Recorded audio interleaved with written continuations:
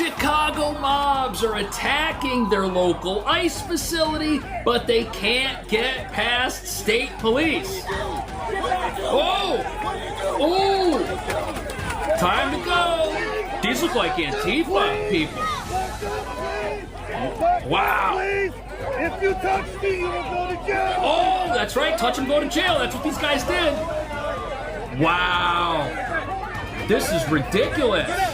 Oh, even the cameraman. Ooh. Oh, this is an all-day thing. Whether it's morning, whether it's evening. Look, they won't move. And now they scream police brutality. They will not move. They are too busy holding their Mexican flag in the roadway to obey lawful commands. This is ridiculous. Wow. Look at them.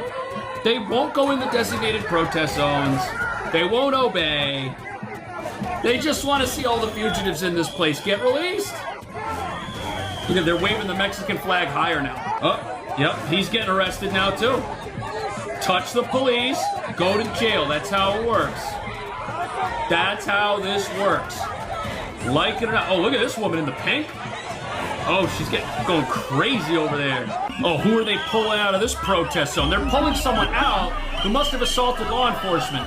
And it looks like they got Lady Liberty herself, who is now a captive for committing crimes. Look at these people trying to jump into the protest zone after they've been instigating with law enforcement all day. Oh, they're pulling somebody else out too.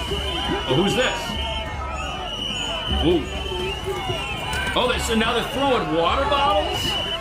That's awful, man. This crowd is hostile. This ain't peace. Oh, who's this? It's Rudolph, the Red-Nosed Rioter.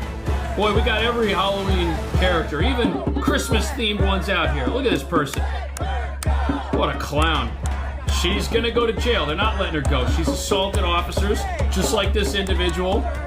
You guys can beat your drums all you want. Federal fugitives in the country illegally, they're gonna get deported. And these individuals, these agitators, they need to be hit with the book, man. They think they can just do this and then go about their lives. The problem is they just won't leave. That's why you have all these folks getting taken down. Yeah, get out of the roadway. They literally have a megaphone saying that people just need to leave, and they won't do it. Look at these radicals. Look at them, man. These are the worst people. Look, they're all angry. Look at them. Look how nasty that woman is. He's talking smack.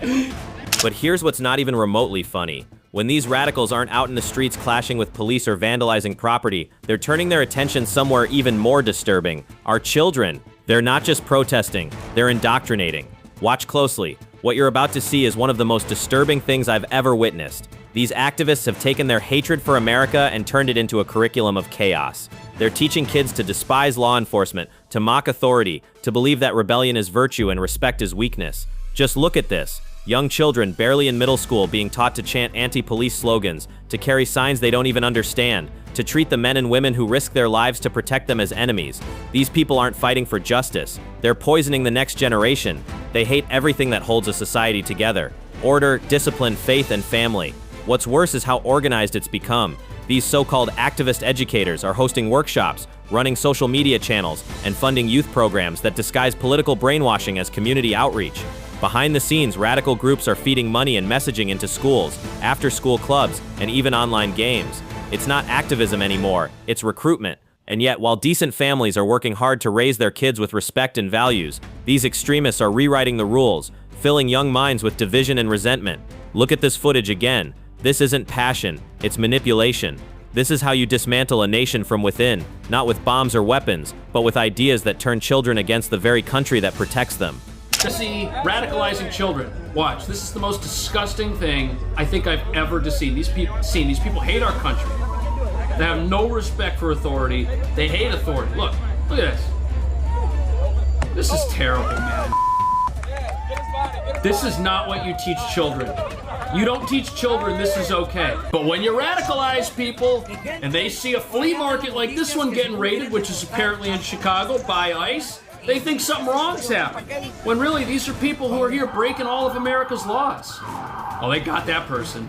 But let's make one thing clear. This isn't some wild, indiscriminate raid. This is precise, targeted. Every officer here knows exactly who they're looking for. The other vendors, the ones doing things by the book, the citizens who belong here, they've got absolutely nothing to worry about. Their businesses stay open, their lives go on as usual. But you know who does have something to worry about? Chicago's sanctuary mayor. Yeah, look right up there, look close. This is what her policies have built. What you're seeing on these streets isn't compassion, it's chaos disguised as mercy. Now look around this neighborhood. Real residents of South Shore, 63rd Street. Hardworking people, born and raised right here, trying to hold on to their community while politicians hundreds of miles away make decisions that turn their streets into staging grounds for illegal migration. They're the ones paying the price. They're watching jobs vanish, rents skyrocket, and crime climb, all while City Hall insists everything's fine. But tonight, the truth's right here on camera. Federal agents moving in while local leaders look away. This isn't about politics anymore, it's about protection.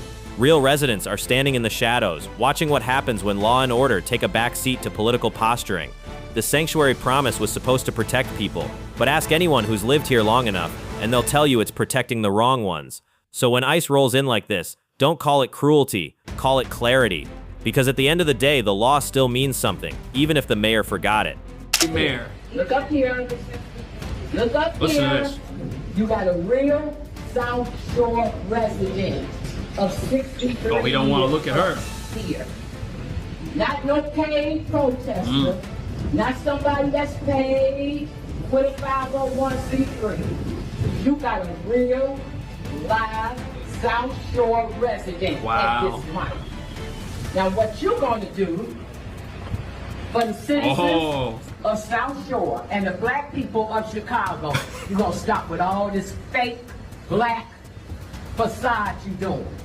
You're sitting here talking against Trump, trying to make him look this way or that way, when we right here this morning saw you misuse the police department to violate our rights as citizens. You told them that they cannot participate in getting these illegal immigrants while you sat up here and misrepresented that raid on South Shore. Drive right, take a good look. Here's the truth nobody in power seems willing to say out loud. When the people running these so-called sanctuary cities pull their police back, when they tie their officers' hands and refuse to let them enforce federal law, they're not protecting anyone. They're betraying everyone who actually lives here. Because what happens next? The hardworking families, the lifelong residents, the people who've built these neighborhoods, they're the ones left exposed. They pay their taxes, follow the law, and still wake up every day wondering who's really in charge, their elected officials or the criminals. Those officials refuse to confront. And you know what?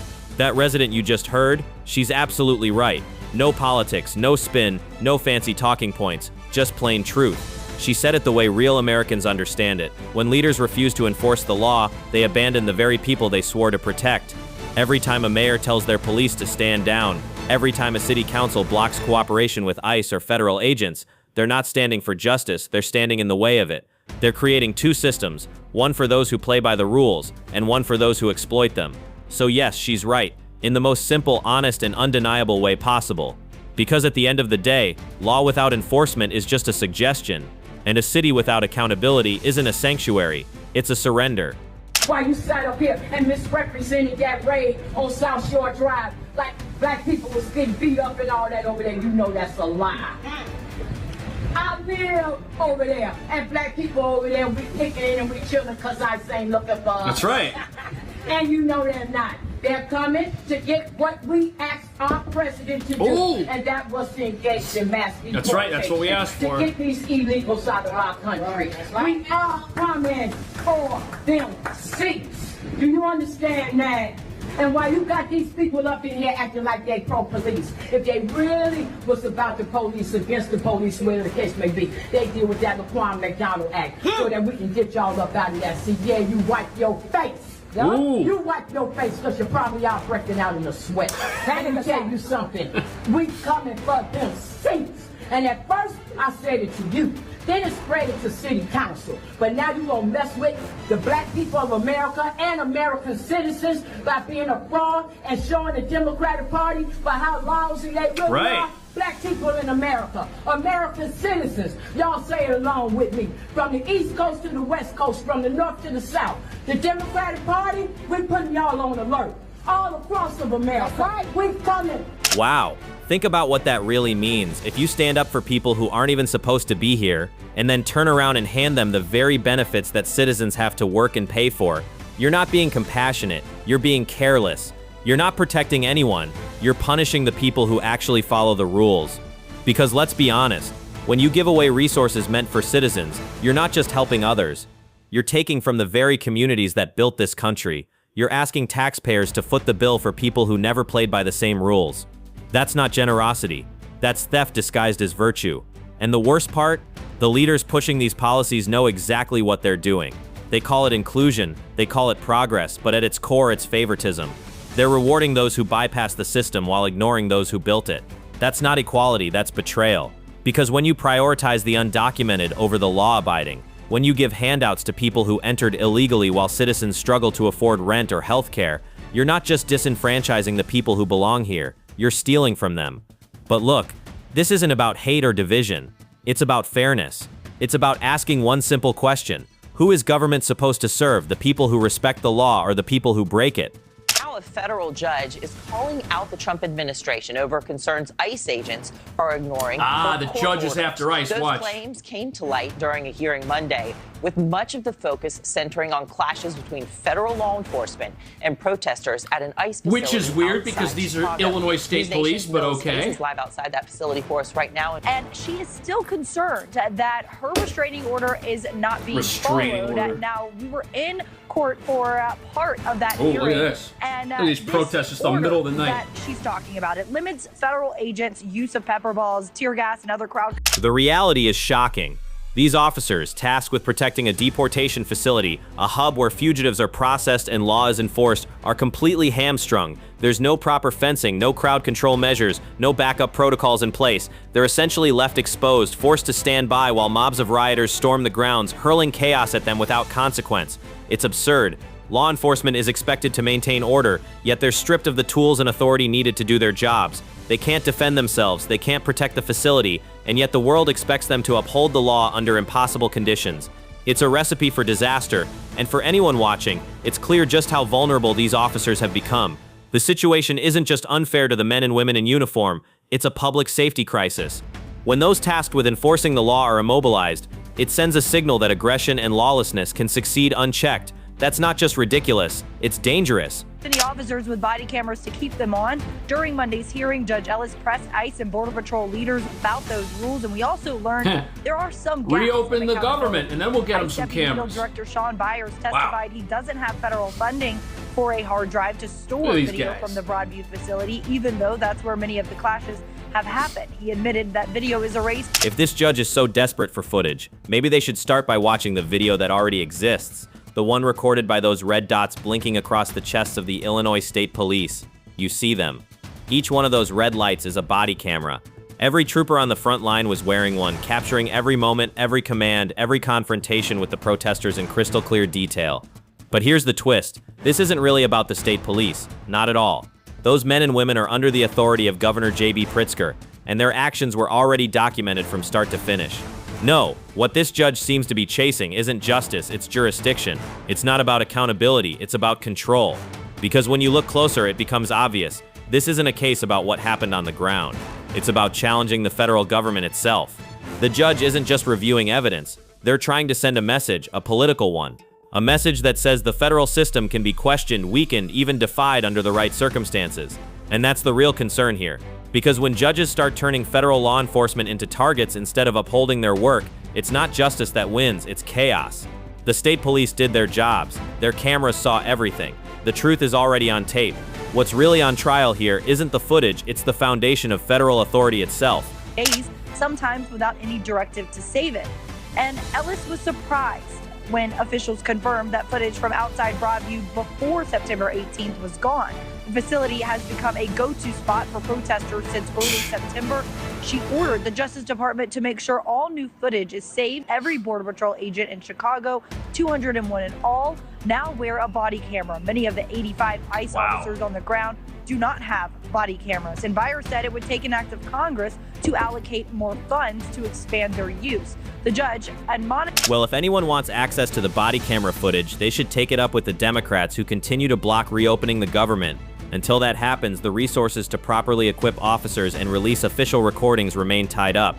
But make no mistake, we already have plenty of footage, more than enough to show exactly how hostile these so-called activists are toward ICE agents. And here's the kicker. A significant portion of this material didn't even come from the police. The activists themselves are recording it, willingly documenting their own actions, exposing their true behavior for all to see. The scenes captured are shocking: blatant harassment, intimidation, and outright aggression toward federal officers simply doing their jobs. It's not just a few isolated incidents either. Time and again, the recordings show the same patterns: mobs surrounding agents, refusing lawful orders, and turning protests into chaos. The images speak for themselves. They reveal the dangerous lengths these groups will go to, the complete disregard for law and order, and the way they exploit every opportunity to undermine federal authority. It's disturbing, it's deliberate, and it's far from being the harmless activism they claim it to be. Suggesting that Democrat politicians have been skewing crime statistics on their own behalf ahead of the midterm election. Oh, Okay, you Charlie, don't say. What do you got on this? Really? I have sources The in party the of DOJ. corruption. They've been crunching numbers. They found something really interesting. And in all these big all these states that you see the governors now opposing Trump, J.B. Pritzker in Illinois, based on crime stats in Chicago that are They're going fake down. stats. Gavin Newsom just put out a tweet about how murders are falling dramatically in, I don't know, San Francisco. Yeah, because the murderers got deported. Go down the line, L.A. What I understand from inside the Trump administration is they've been looking at the police practices in these. What practices? Now, it would be interesting if they release these stats, and they may for the midterms. In each of these places that are touting double-digit declines, they've also often found rampant evidence of prosecutors not prosecuting felonies, basically busting down felonies for assault, right? This point is really important. Let's say someone is caught committing a violent act, and this happens all the time in places like New York City. If the individual is properly charged for everything they did, their record reflects the full severity of their crime. That includes weapon possession, assault on an officer, and any other related offenses. But what often happens is that the more serious charges get dropped. For example, imagine someone caught with a loaded gun while robbing a 7-Eleven and physically attacking an officer.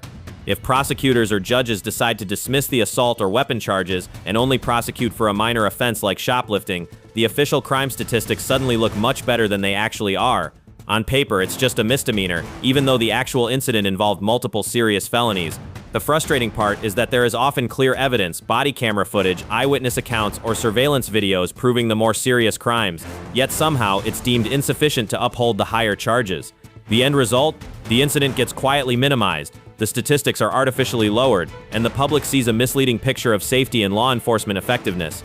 It's as if serious crimes are being swept under the rug, leaving the system less accountable and the real dangers unreported. Various forms of burglary, larceny, busting them down to misdemeanors. Thus, you show violent crimes and felonies they're not happening. Declining dramatically. Hide the decline, and if you baby. want an example, I was pointed to the one case of this knife-wielding lunatic, sword-wielding lunatic. You go back, the guy was let off on an assault charge, busted down to a misdemeanor. He was literally just let off in July on that. So the people committing assaults, attacking individuals, and causing serious harm are often repeat offenders, individuals who could have been incarcerated if the justice system had done its job properly in the past. Yet because prior offenses were ignored, charges were reduced, or sentences minimized, these same individuals are released back into society only to escalate their criminal behavior. And it's not just a matter of minor infractions. We are talking about violent assaults, armed confrontations, and attacks on law enforcement personnel.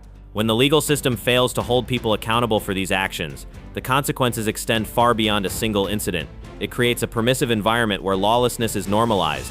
This is central to the debate over decriminalization, which in practice has become an excuse to ignore accountability. Advocates argue that if society stops punishing certain crimes, individuals will learn their lesson on their own, recognize that their behavior is wrong, and spontaneously choose to live a law-abiding life. They suggest that without incarceration, these offenders will find legitimate employment, build stable lives, and abandon the destructive lifestyle they have embraced. But that argument collapses under scrutiny. Criminal behavior, particularly when it is habitual and violent, does not correct itself merely because society reduces consequences. History and experience show us repeatedly that those who engage in patterns of harm rarely reform without intervention, structure, and accountability.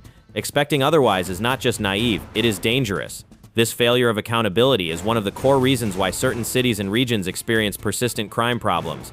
Sanctuary policies combined with leadership that misrepresents or downplays criminal activity amplify the issue. When local officials intentionally limit law enforcement's ability to enforce federal laws, or when they publicly defend lawbreakers, it sends a message: actions have no consequences, violence is tolerated, and laws can be ignored with impunity.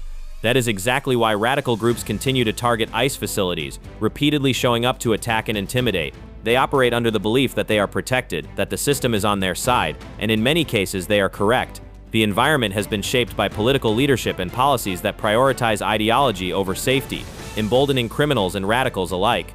Furthermore, when felonies are systematically downgraded to misdemeanors, it creates a statistical illusion.